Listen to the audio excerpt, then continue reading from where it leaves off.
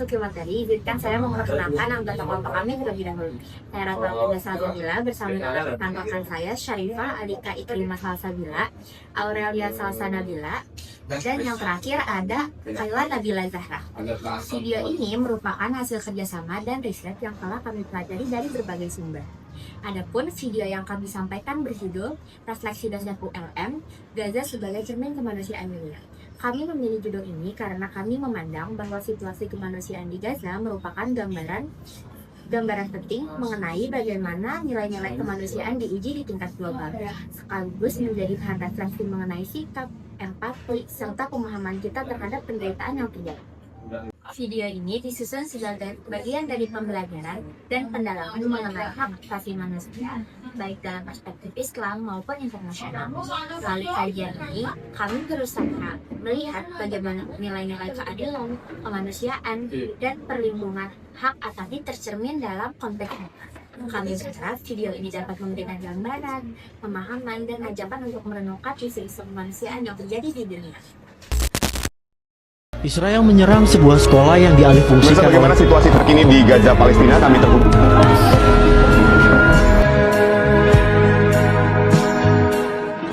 Jadi pertama-tama di sini saya akan menjelaskan tentang bagaimana kondisi di Gaza terkait dengan korban sipil, blokade, dan serangan Israel pada tahun 2024 sampai 2025. Jadi data di sini saya ambil dari OCHA, di mana OCHA sendiri adalah singkatan dari United Nations Office for the Coordination of Humanitarian Affairs. Dalam bahasa Indonesianya adalah Kantor PBB untuk Koordinasi Urusan Kemanusiaan. Yang pertama, ada korban sipil dan kematian atau kecelakaan. Menurut Reported Impact Snapshot per 25 Maret 2025, korban tewas kumulatif warga Palestina di Gaza mencapai 111.580 jiwa. Lalu, data per Humanitarian Situation Update pertengahan 2025 melaporkan bahwa antara 7 Oktober 2023 sampai 25 Juni 2025 setidaknya 56.156 orang Palestina tewas dan 132.239 orang terluka. Lalu, dalam periode 18 sampai 25 Juni 2025 saja, menurut MOH Gaza yang dikutip dari OCHA, tercatat 531 tewas dan 2.486 terluka. Banyaknya korban tidak hanya terjadi akibat serangan langsung, namun banyak juga kecelakaan bahkan kematian yang terjadi hanya karena warga mencoba mengakses bantuan kemanusiaan atau makanan atau bantuan di titik distribusi. Serangan juga menargetkan sekolah-sekolah dan tempat penampungan pengungsi atau IDP shelters. Misalnya, dalam update awal Juli 2025, ada laporan sekolah yang dijadikan tempat pengungsian terkena serangan dan banyak menewaskan serta melukai warga-warga. Lalu yang kedua ada dampak infrastruktur, pengungsian, dan blokade. Menurut update kemanusiaan OCHA 300 sejak eskalasi 18 Maret 2025, lebih dari 684.000 warga Palestina mengungsi akibat serangan dan penghancuran rumah serta infrastruktur. Lalu sekitar 82,6% wilayah jalur Gaza kini berada di dalam zona militer Israel atau telah dikenai perintah pengungsian sejak 18 Maret. Menurut data OCHA kembali, artinya sebagian besar wilayah terpengaruh akibat konflik dan kontrol militer. Lalu, akses ke bantuan makanan, air bersih, obat, kebutuhan dasar makin sulit terutama bagi pengungsi. Seperti yang telah dijelaskan oleh rekan saya sebelumnya mengenai kondisi Gaza sedari 2024 sampai dengan 2025, dari kondisi yang kompleks ini, kita sebenarnya bisa melihat bagaimana aturan dan norma internasional seharusnya bekerja untuk melindungi warga sipil. Kalau kita kaitkan dengan hukum internasional, dalam HHI, yaitu Hukum Humaniter Internasional, hak hidup warga sipil dilindungi secara ketat. Pelanggaran berat terhadap hak ini dapat dikategorikan sebagai kejahatan perang atau bahkan kejahatan terhadap kemanusiaan. Dalam Konvensi Jawena IV, Pasal 3 umum menyatakan larangan tindakan kekerasan terhadap jiwa dan raga, khususnya pembunuhan dalam bentuk apapun terhadap orang yang tidak aktif berpartisipasi dalam permusuhan. Pasal ini berlaku untuk konflik bersenjata non-internasional, tetapi prinsipnya mendasari perlindungan yang lebih luas. Diatur juga pada Konvensi Jawena IV, Pasal 27 dan Pasal 32.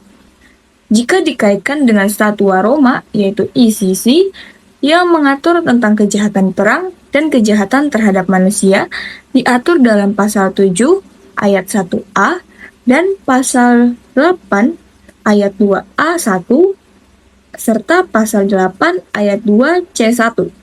Selanjutnya, perlindungan pada warga negara sipil diatur oleh Konvensi Jawena IV pada Pasal 27 yang mewajibkan perlindungan umum terhadap warga sipil yang berada di tangan pihak yang berkonflik. Diatur juga dalam Pasal 49 tentang pemindahan paksa individu atau massa, diatur juga dalam Pasal 50 tentang perlindungan anak, dan Pasal 55 kewajiban penguasa memastikan pasokan makanan dan obat-obatan yang memadai. Di Statuta Roma ICC yang mengatur tentang kejahatan perang diatur dalam Pasal 8 ayat 2B1 dan Pasal 8 ayat 2B4. Yang terakhir, larangan hukum kolektif yang diatur oleh Konvensi Jawena IV pada Pasal 33 secara eksplisit menyatakan tidak seorang pun dari orang-orang yang dilindungi boleh dihukum atas pelanggaran yang tidak ia lakukan secara pribadi. Hukum kolektif, demikian juga semua tindakan intimidasi atau terorisme dilarang. Penjarahan dilarang, tindakan pembalasan seperti reprisals terhadap orang-orang yang dilindungi dan harta benda mereka semuanya dilarang. Jadi saya akan membacakan materi tentang analisis hukum Islam. Jadi yang termasuk dalam materi yang kami pilih adalah hak al-hayah atau hak hidup. Di Gaza menjadi gambaran jelas bagaimana hak paling dasar manusia masih sering diabaikan. Banyak warga sipil kehilangan nyawa, terluka, atau harus hidup dalam rasa takut setiap harinya. Rumah, fasilitas umum, dan tempat berlindung pun hancur, membuat mereka kehilangan keamanan yang seharusnya mereka miliki. Kondisi ini menunjukkan kepada dunia bahwa hak hidup belum dijaga dengan adil, dan kemanusiaan global masih perlu banyak berbenah untuk melindungi setiap jiwa tanpa memandang siapapun itu, dan tidak memandang dia memiliki kekuatan atau tidak. Bismillahirrahmanirrahim.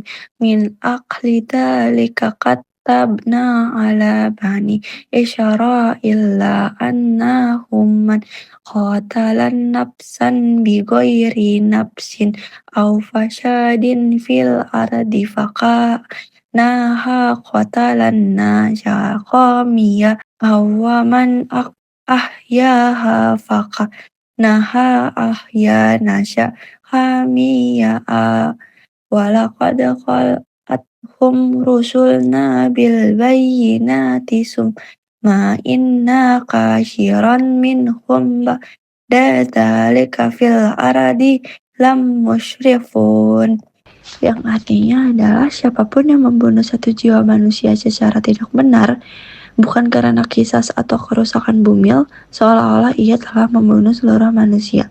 Sebaliknya, siapapun yang menjaga kehidupan satu orang, seolah-olah ia telah menjaga kehidupan seluruh manusia.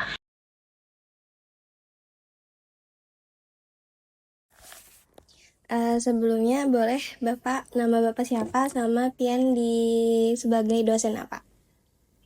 Dengan suara sebagai dosen hukum Islam. Islam. Nah, baik Bapak, seperti yang kita ketahui di Gaza ini kan banyak kemanusiaannya yang direnggut. Banyak terjadi serangan-serangan yang merenggut kemanusiaan masyarakat di sana. Nah, pandangan Bapak dari Gaza sebagai cermin kemanusiaan dunia itu gimana, Pak? Yang pertama itu kan secara konstitusi kita Ya. kan jelas menyatakan kemerdekaan itu hak segala bangsa dan penjajahan harus dihapuskan. Iya. Nah, fakta di Gaza ataupun Palestina itu kan penjajahan, Penjajahan. ya, penguasaan dari Israel kepada Palestina. Nah, sebagai negara yang jelas-jelas meninjau konstitusinya itu, harusnya kita menolak adanya penguasaan Palestina, khususnya Gaza, dari Israel. Nah, sehingga apa yang terjadi di Israel, apa yang terjadi di Palestina, khususnya Gaza itu jelas merupakan tindakan ya yang bertentangan dengan kemanusiaan, genosida, jelas itu. Nah, oleh karena itu ya kita Indonesia harus proaktif untuk melakukan pembelaan dan tidak ada jalan keluar, ya, tidak ada solusi kecuali memang Israel itu harus keluar dari Palestina karena dia menguasai secara tidak sah atas Palestina itu. Jadi bukan solusi damai sebagaimana yang hari ini terjadi. Walaupun sudah ada damai kan, ya karakter dari Israel sebagai bangsa Yahudi, bangsa pengkhianat kan sampai saat ini tetap aja terus pembantaian dilakukan mereka padahal sudah dilakukan perjanjian damai. Nah, itu menunjukkan bahwa perdamaian yang dibangun itu tidak menghasilkan apapun kecuali memang mereka harus keluar dari Palestina itu. Oke, baik Bapak. Terima kasih atas hasil wawancaranya. Terima kasih banyak atas meluangkan waktunya. Sekian Bapak. Terima kasih. Nama saya Muhammad Ali Amrin, dosen pengajar ilmu negara pada Fakultas Hukum Universitas Selangor Mangkurat. Baik Bapak, sebelumnya kami mempunyai pertanyaan wawancara Bapak mengenai refleksi dosen FHWLM sebagai gajah sebagai cermin kemanusiaan dunia, yang dimana kalau misalnya kita ketahui saat ini di gajah itu kemanusiaannya banyak yang direnggut. Nah, pendapat Bapak gimana soal kemanusiaan yang ada di gajah itu Pak? Baik, menurut saya hasil pengamatan saya di berita-berita maupun di media online, tragedi di Gaza ini benar-benar suatu tragedi kemanusiaan. Banyak orang kelaparan, banyak orang kekurangan air, banyak orang meninggal, banyak orang rumahnya hancur. Nah, itu suatu pelajaran bagi kita, bagi bangsa-bangsa lain, bagi manusia manapun di muka bumi ini. Tragedi di Gaza itu yang pertama adalah jangan sampai terulang lagi. Nah, kalau kita kembali ke asal muasal, kenapa maka terjadi tragedi Gaza itu?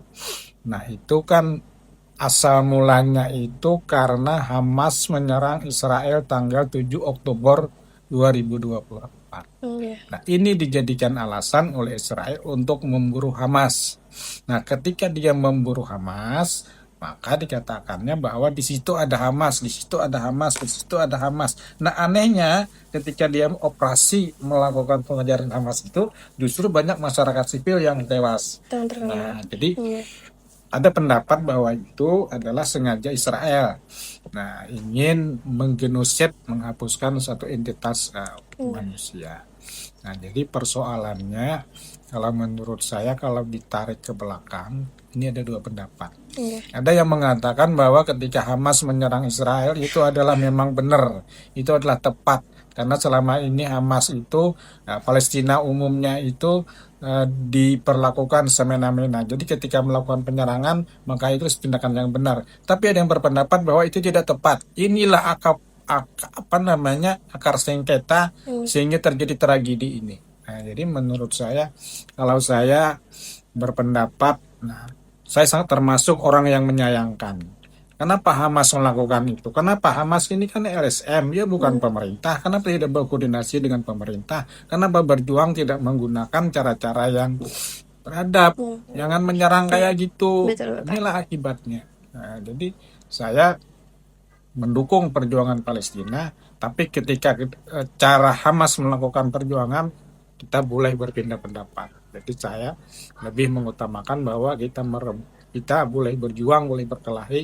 Itu kan dalam hukum Islam boleh berkelahi, tapi dengan alasan membela kebenaran dan terdesak.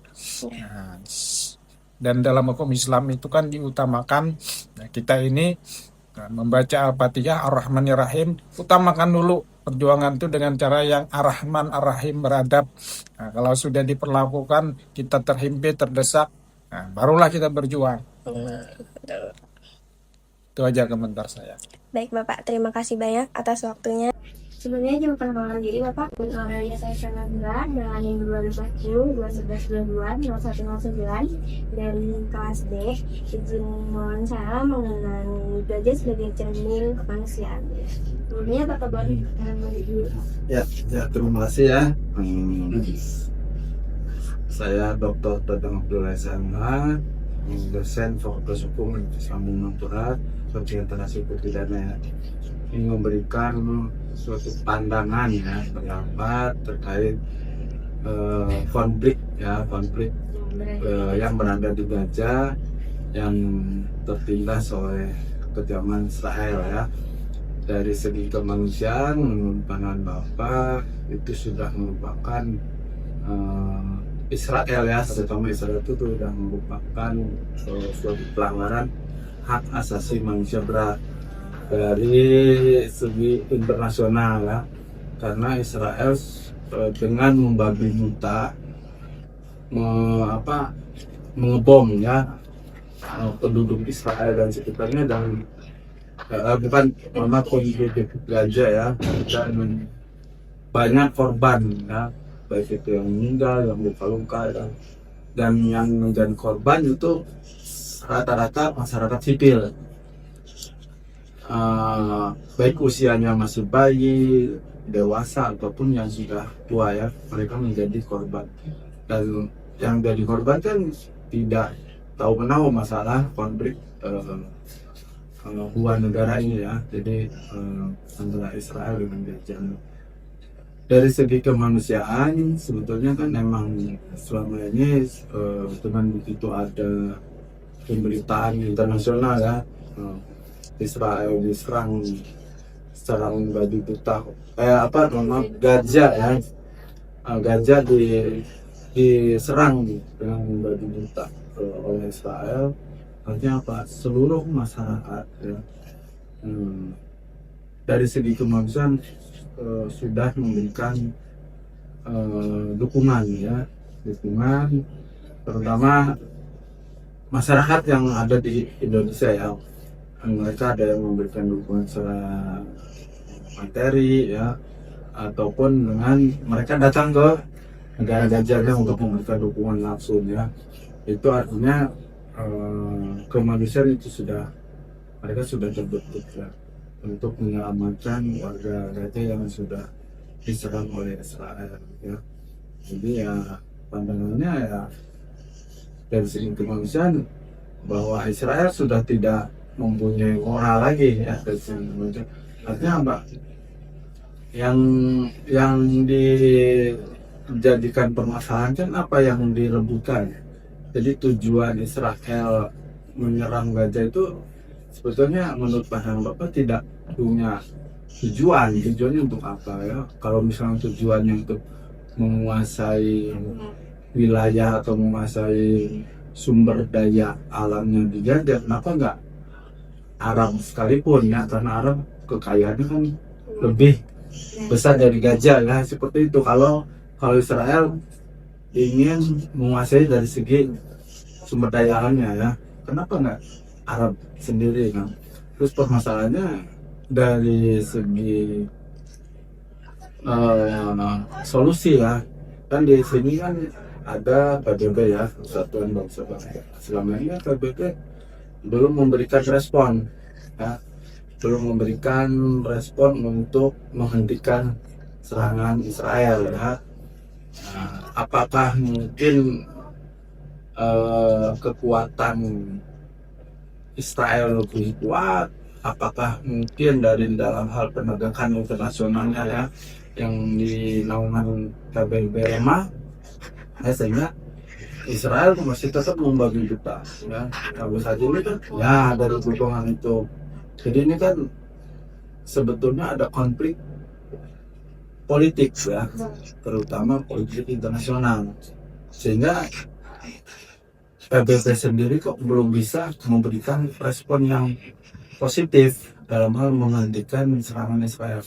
Kalaupun PBB sebetulnya bisa aja ya, tapi kan ini tadi pertanyaannya apakah ini ada pendukung. Kemungkinan ini menurut Bapak ada di balik serangan Israel ini ada dukungan politik ya, sehingga Israel sudah ibaratnya memberanikan menyerang kalau tidak ada dukungan. Nah, dari segi kemanusiaan ya, artinya kalau emang Israel sih menurut pandangan Bapak dan sepengetahuan Bapak, Israel itu emang diciptakan untuk menyerang, untuk menghancurkan ya, karena ada jadi Israel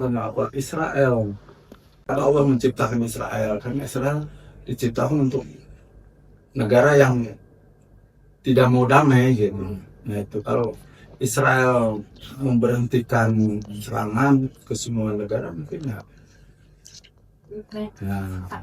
kiamat sudah terjadi, karena itu yang menurut sepengetahuan Bapak yang baca sekilas bahwa kenapa Allah menciptakan Israel ya.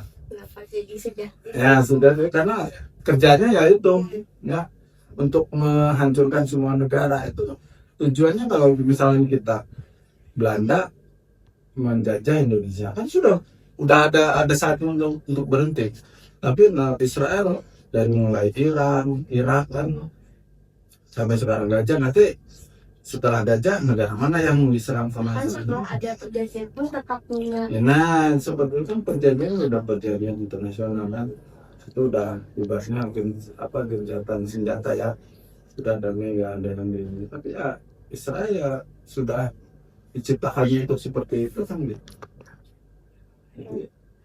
Ya seperti itu. Ya Bapak, terima kasih banyak tuh wawancaranya. Mohon maaf bila ada salah kata. Terima kasih banyak untuk waktunya. Terima kasih Bapak. Bagi saya, kasus Gaza bukan hanya sekedar angka atau berita yang lewat begitu saja. Setiap kali saya membaca laporan tentang korban sipil, anak-anak yang kehilangan keluarga, dan blokade yang membuat orang tidak bisa mendapatkan hak hidup yang paling dasar, saya merasa bahwa kemanusiaan kita sedang diuji. Keadilan itu seharusnya tidak memandang suku, agama, atau batas negara. Ketika penderitaan itu dibiarkan terjadi, artinya ada yang salah dalam cara dunia untuk menjaga nilai-nilai kemanusiaan. Saya percaya menegakkan keadilan untuk Gaza berarti menegakkan kemanusiaan untuk seluruh dunia. Karena kalau satu tempat dibiarkan hilang rasa kemanusiaannya, maka di tempat lain pun kita bisa kehilangan hal yang sama. Refleksi ini mengingatkan saya bahwa nilai kemanusiaan harus terus dijaga dimanapun, kapanpun, dan untuk siapapun. Bagi saya, kasus Gaza menjadi cerminan bahwa kemanusiaan seharusnya tidak dibatasi oleh identitas, bangsa, atau politik. Melihat penderitaan warga sipil membuat saya sadar bahwa nilai keadilan tidak hanya tentang hukum, tetapi tentang keberanian untuk membela hak hidup manusia. Tragedi ini mengingatkan saya bahwa setiap jiwa memiliki martabat yang sama, dan ketidakadilan di suatu tempat adalah ancaman bagi manusia secara global. Jadi dari arti kemanusiaan dan keadilan dari kasus Gaza tersebut, bagi saya adalah setiap manusia berhak memiliki hidup yang tenang dan aman. Dan dari kasus Gaza tersebut kita tahu bahwa anak-anak kehilangan masa depannya sangat banyak. Bahkan banyak orang tua yang kehilangan anak hingga terpisah dari anaknya tersendiri. Bahkan masyarakat juga yang kehilangan rumah dan tempat ibadah yang hilang. Kita sadar bahwa perang ini sangat menghapus rasa kemanusiaan di diri kita. Dan dari kejadian di Gaza kita belajar bahwa pentingnya memiliki empati. Berusaha merasakan apa yang dirasakan orang lain, meskipun kita tidak ada di sana dan tidak merasakannya. Banyak orang yang tidak mendapatkan perlindungan yang aman, dan banyak orang yang berjuang hanya untuk bertahan hidup Sementara itu, suara-suara kita tidak terdengar oleh mereka. Keadilan yang seharusnya mereka sangat butuhkan, bahkan bukan hanya untuk mereka yang punya kekuatan tersendiri untuk mendapatkan perlindungan tersebut. Dan pesan moral dari saya adalah jangan pernah lelah untuk peduli dengan orang lain. Hal yang paling kecil adalah seperti mendoakan mereka, memperhatikan, atau bahkan menyuarakan dari diri kita sendiri.